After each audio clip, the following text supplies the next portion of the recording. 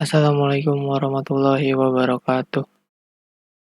Di sini saya akan menjelaskan tentang manajemen sumber daya manusia. Perkenalkan, nama saya Biagi Armanda Susilo dengan NIM 111911060 dari kelas MA 19A3 dengan dosen pengampu Haja Surya Bintarti SEMM. Yang pertama saya akan menjelaskan tentang pengertian manajemen sumber daya manusia. Manajemen sumber daya manusia adalah suatu ilmu atau cara bagaimana mengatur hubungan dan peranan sumber daya atau tenaga kerja yang dimiliki oleh individu secara efisien dan efektif serta dapat digunakan secara maksimal sehingga tercapai tujuan bersama perusahaan, karyawan, dan masyarakat menjadi maksimal.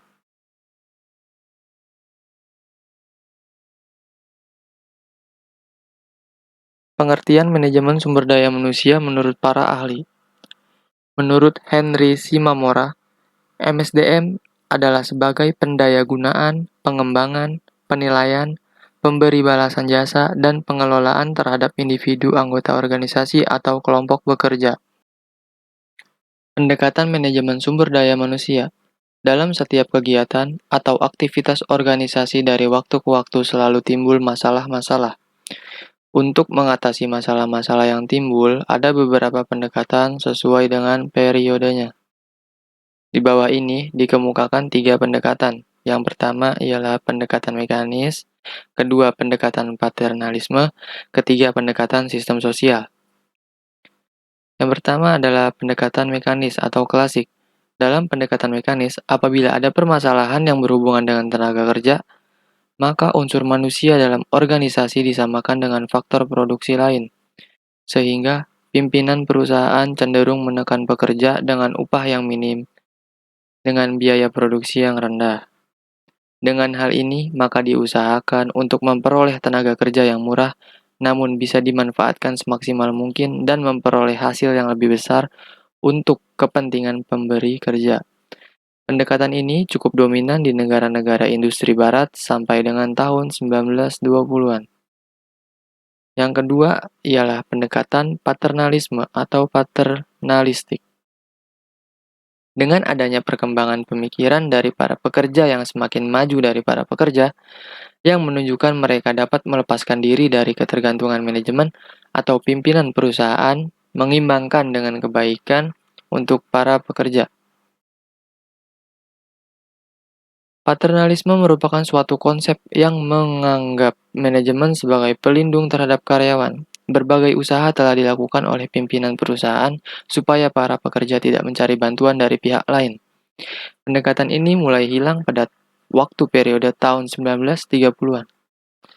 Yang ketiga ialah pendekatan sistem sosial atau human relation. Manajemen sumber daya manusia atau personalia merupakan proses yang kompleks. Dengan kekomplekan kegiatan manajemen sumber daya manusia, maka pimpinan perusahaan mulai mengarah pada pendekatan yang lain yaitu pendidikan sistem sosial yang merupakan suatu pendekatan yang dalam pemecahan masalah selalu memperhitungkan faktor-faktor lingkungan. Setiap ada permasalahan, maka diusahakan dipecahkan dengan sebaik mungkin dengan resiko yang paling kecil, baik bagi pihak tenaga kerja maupun pemberi kerja. Ya, selanjutnya ada proses tahapan manajemen sumber daya manusia. Yang pertama ada recruitment atau pengadaan. Recruitment di sini diartikan pengadaan, yaitu suatu proses kegiatan mengisi formasi yang lowong mulai dari perencanaan, pengumuman, pelamaran, penyaringan, sampai dengan pengangkatan dan penempatan. Jadi, pengadaan di sini adalah upaya penemuan calon dari dalam organisasi maupun dari luar untuk mengisi jabatan yang memerlukan sumber daya manusia yang berkualitas. Pemanfaatan sumber daya manusia ini sangat memegang peranan penting dan merupakan tugas utama dari seorang pimpinan. Suatu hal yang penting di sini ialah memanfaatkan sumber daya manusia atau pekerja secara efisien atau pemanfaatan sumber daya manusia secara optimal. Artinya, pekerja dimanfaatkan sebesar-besarnya, namun tetap memperhatikan dan mempertimbangkan batas-batas kemungkinan pemanfaatan yang wajar. Maintenance atau pemeliharaan. Pemeliharaan atau maintenance merupakan tanggung jawab setiap pimpinan. Tujuan utama dari pemeliharaan adalah untuk membuat orang yang ada dalam organisasi betah dan bertahan, serta dapat berperan secara optimal. Pemeliharaan sumber daya manusia pada dasarnya untuk memperhatikan dan mempertimbangkan secara seksama hakikat manusianya. Manusia memiliki persamaan di samping perbedaan. Manusia mempunyai kepribadian, mempunyai rasa, karya, karsa, dan cipta. Manusia mempunyai kepentingan, kebutuhan, keinginan, kehendak, dan kemampuan, dan manusia juga mempunyai harga diri. Hal-hal tersebut di atas harus menjadi perhatian pimpinan dalam manajemen sumber daya manusia.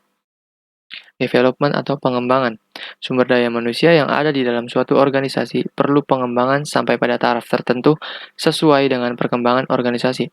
Pengembangan sumber daya manusia ini dapat dilaksanakan melalui pendidikan dan pelatihan yang berkesinambungan. Untuk pendidikan dan pelatihan ini, langkah awalnya perlu dilakukan analisis kebutuhan atau need assessment yang menyangkut tiga aspek, yaitu satu, analisis organisasi, dua, analisis pekerjaan, ketiga, analisis pribadi. Dari ketiga analisis tersebut dapat memberikan gambaran tingkat kemampuan atau kinerja pegawai yang ada di organisasi tersebut. Fungsi operasional manajemen sumber daya manusia. Implementasi manajemen sumber daya manusia tergantung kepada fungsi operasional MSDM itu sendiri. Beberapa pakar memberikan fungsi yang bervariasi tentang MSDM seperti yang dikemukakan oleh Filippo 1984 yang terdiri dari procurement, development, compensation, integration, maintenance, and separation. Milkovich and Boudreaux 1997 berpendapat sama bahwa fungsi manajemen sumber daya manusia mencakup yang pertama ada staffing, meliputi recruiting, selection, separation, and diversity. Yang kedua ada training and development yang meliputi careers, continuous learning, and mentoring. Yang ketiga ada compensation yang meliputi base pay on markets, pay for performance, and benefit or non-financial. Yang keempat, employee relation yang meliputi communication, grievance or dispute resolution, union relation, and safety and health. Yang kelima, work structure, meliputi job analysis, teams, performance management, and employee involvement. Berdasarkan pendapat para ahli di atas, dapat diambil kesimpulan bahwa fungsi operasional manajemen sumber daya manusia meliputi yang pertama, perencanaan tenaga kerja. Dengan perencanaan tenaga kerja, dimaksudkan ada upaya untuk merencanakan jumlah dan jenis tenaga kerja yang tepat untuk memenuhi kebutuhan yang dibutuhkan guna mencapai tujuan organisasi ini. Fungsi ini mulai analisis pekerjaan, rekrutmen, penempatan, sampai pada orientasi pekerjaan. Aplikasi kegiatan ini ialah dengan adanya seleksi yang dilakukan untuk dapat mengetahui sejauh mana pengetahuan dan keterampilan yang dimiliki oleh tenaga kerja. Apabila sudah memenuhi syarat, maka tenaga kerja tersebut dapat ditempatkan sesuai dengan keahliannya masing-masing. Pengembangan tenaga kerja. Pengembangan tenaga kerja merupakan suatu kondisi yang menunjukkan adanya peningkatan-peningkatan kualitas tenaga kerja sehingga dapat mengurangi ketergantungan organisasi untuk menarik karyawan baru. Adanya pengembangan tenaga kerja, baik melalui pendidikan dan latihan, promosi maupun mutasi akan dapat memotivasi karyawan untuk mempunyai kinerja yang baik sehingga dalam penilaian prestasi kerja dapat maksimal. Pengembangan tenaga kerja dapat dilakukan dengan mengadakan pendidikan dan latihan yang rutin, promosi dan mutasi. Pendidikan dan latihan dilakukan agar tenaga kerja dapat selalu mengikuti perkembangan ilmu pengetahuan dan teknologi. Promosi dapat digunakan untuk cara pengembangan tenaga kerja, karena promosi merupakan perpindahan karyawan ke jenjang yang lebih tinggi, sementara mutasi adalah perpindahan karyawan dari satu unit ke unit yang lain tanpa merubah jenjang yang ada. Adanya mutasi ini diharapkan karyawan mempunyai multi-skill. Penilaian prestasi kerja. Penilaian prestasi kerja merupakan salah satu aspek yang penting dalam pengelolaan sumber daya manusia. Dengan adanya penilaian prestasi kerja, maka dapat diketahui karyawan yang mempunyai prestasi kerja yang baik maupun yang kurang. Hal ini akan berdampak pada pemberian kompensasi. Pemberian kompensasi. Fungsi pemberian kompensasi meliputi kegiatan pemberian balas jasa kepada para karyawan. Kompensasi ini dapat berupa finansial maupun non-finansial. Kegiatan ini meliputi penentuan sistem kompensasi yang mampu mendorong prestasi karyawan dan juga menentukan besarnya kompensasi yang akan diterima oleh masing-masing pekerja secara adil. Pemeliharaan tenaga kerja. Di dalam pemeliharaan tenaga kerja ada pelaksanaan aspek ekonomis dan non-ekonomis yang diharapkan dapat memberikan ketenangan kerja dan konsentrasi penuh bagi pekerja guna menghasilkan prestasi kerja yang diharapkan oleh organisasi. Aspek ekonomis berhubungan dengan pemberian kompensasi yang berupa gaji dan bonus yang sebanding dengan hasil kerja. Aspek non-ekonomis berupa adanya jaminan kesehatan, kesejahteraan, dan keamanan serta kenyamanan dalam bekerja. Pemberhentian. Pemberhentian adalah fungsi operatif terakhir manajemen sumber daya manusia. Fungsi pemberhentian harus mendapat perhatian yang serius dari manajer sumber daya manusia karena telah diatur oleh undang-undang dan mengikat bagi perusahaan maupun karyawan. Istilah pemberhentian atau separation pemisahan adalah putusnya hubungan kerja seseorang dari organisasi atau dari perusahaan yang disebabkan oleh keinginan karyawan, keinginan organisasi, pensiun, atau sebab-sebab lain yang diatur oleh undang-undang si perusahaan tersebut. Urgensi manajemen sumber daya manusia dalam berwirausaha. Sumber daya manusia adalah faktor sentral dalam berwirausaha. Apapun bentuk serta tujuannya, usaha dibuat berdasarkan berbagai visi untuk kepentingan manusia dan dalam pelaksanaan misinya dikelola dan diurus oleh manusia. Jadi manusia merupakan faktor strategis dalam semua kegiatan institusi atau organisasi.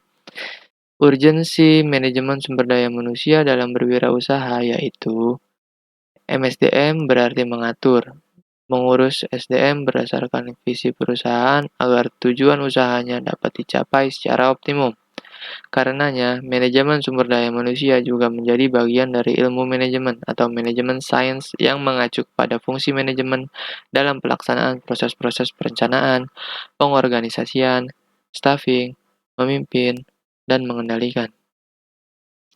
Fungsi manajemen sumber daya manusia yaitu hal ihwal staffing dan personalia dalam usaha dalam perusahaan yang mencakup analisis tugas atau jabatan, rekrutmen dan seleksi calon tenaga kerja, orientasi, pelatihan, pemberian imbalan, penilaian, dan pengembangan SDM.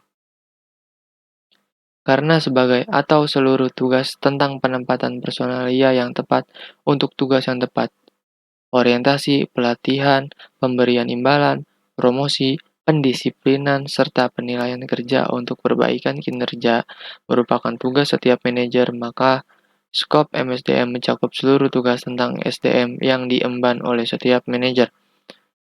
Aspek manajemen serta SDM demikian strategis dan demikian luasnya. Maka MSDM melibatkan banyak aspek, terutama dengan faktor-faktor lingkungan internal organisasi atau kekuatan dan kelemahan, serta lingkungan eksternal peluang dan ancaman. Tantangan manajer masa kini adalah merespon perubahan-perubahan eksternal agar faktor-faktor lingkungan internal perusahaan menjadi kuat dan kompetitif. Kecenderungan global meliputi perubahan, pergeseran manajer masa kini dituntut untuk cepat menyesuaikan diri terhadap perubahan-perubahan lingkungan yang berlangsung cepat. Perubahan ini disebabkan antara lain oleh satu, berbagai kemajuan teknologi yang berlangsung sangat cepat pada 10 sampai 20 tahun terakhir, terutama dalam telekomunikasi, penggabungan komputer dengan komunikasi, CAD, CAM, dan robotika. Yang kedua, pengaruh globalisasi meliputi perusahaan manufaktur Amerika Serikat memanfaatkan buruh murah di negara-negara berkembang. Persaingan yang semakin mendunia, produksi manufaktur multinasional. Yang ketiga, ada pengaruh deregulasi atau berkurangnya pengaturan harga, entry tarif, dan sebagainya oleh pemerintah. Proteksi dan monopoli yang semakin berkurang menyebabkan munculnya berbagai perusahaan baru dalam bidang telekomunikasi, penerbangan, bank yang beroperasi dengan biaya yang relatif lebih rendah atau sangat kompetitif. Demografi tenaga kerja global yang berubah mengarah kepada workforce diversity, diskriminasi tenaga kerja yang semakin longgar, bertambahnya tenaga usia tua dan tenaga kerja wanita.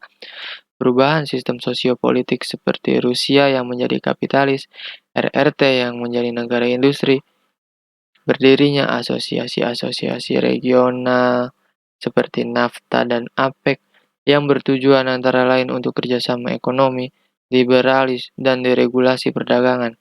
Reformasi di Indonesia yang meruntuhkan Orde Baru mestinya membawa paradigma baru di dunia usaha. Pergeseran-pergeseran yang telah disebutkan di atas berdampak kepada semakin banyaknya pilihan bagi konsumen. Terjadinya mergers, joint venture, dan bahkan divestasi dan menutup usaha. Siklus hidup produk menjadi lebih pendek dan terjadi fragmentasi pasar. Fenomena-fenomena tersebut menimbulkan ketidakpastian sebagai tantangan terhadap tugas manajer menjawab tautan ini agar dapat bersaing dan sustainable sesuai tuntutan perubahan. Usaha atau bisnis harus responsif, cepat bereaksi, dan cost efektif. Sekian dari presentasi yang telah saya buat dan telah saya jelaskan. Kurang lebihnya mohon maaf. Apabila ada kesalahan mohon dimaafkan. Assalamualaikum warahmatullahi wabarakatuh.